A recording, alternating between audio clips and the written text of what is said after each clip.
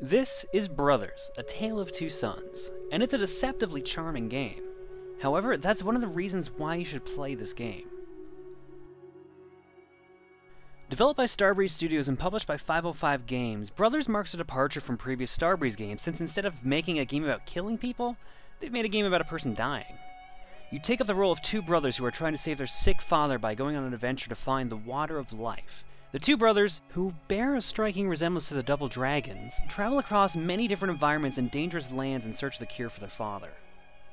If the story sounds somewhat generic and cliché, well, that's because it is. The story itself, barring some specific moments, is very weak. Thankfully, the game world and how it's presented more than make up for this weakness. The locations that Billy and Jimmy run through are incredibly scenic and tell a greater story than the game itself does.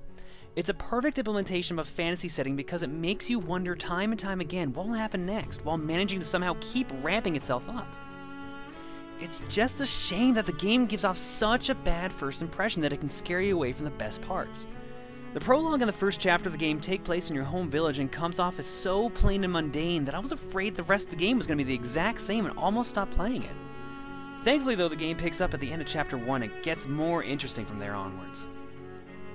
While you do have two brothers to control, the game has no co-op features at all and is entirely single player, which can seem like a strange decision at times.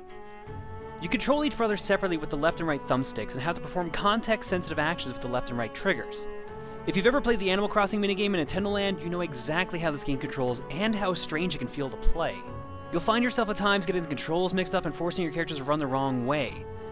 Now, while the controls may scare off some more casual players, anyone who plays long enough will be fine after a little bit of a learning curve. Aside from the challenge of controlling the two brothers, the game itself is fairly well balanced in difficulty. The puzzles you encounter along the way aren't incredibly difficult, but they can trick you at times and will test your ability to control the brothers and your knowledge of what each brother is capable of. The balanced difficulty helps keep the overall flow of the game going smoothly, but unintentionally highlights another possible issue people have with this game: its length.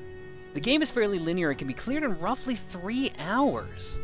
There are some side paths and puzzles to solve during achievements, but they aren't really complicated and add maybe 10 minutes at max.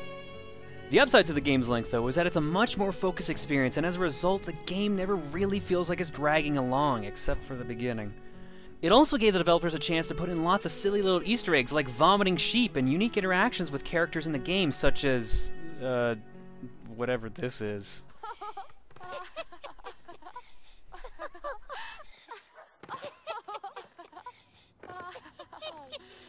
Brothers is currently available on the Xbox 360 for $15 and will be available on the PS3 and Steam a month from now.